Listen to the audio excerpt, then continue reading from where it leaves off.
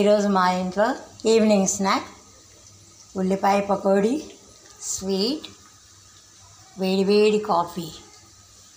ఇదిగోండి అవుతున్నాయి పకోడీలు. ఇంకా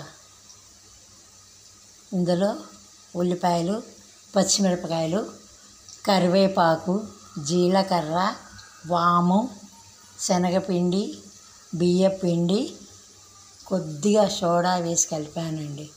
బాగా నూనె కాగాక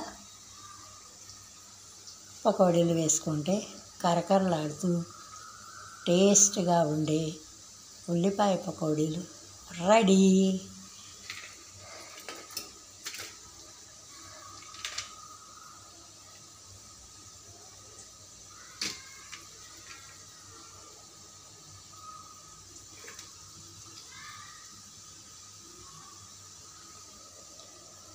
నా వీడియో కనుక మీకు నచ్చినట్టయితే please like, share and subscribe.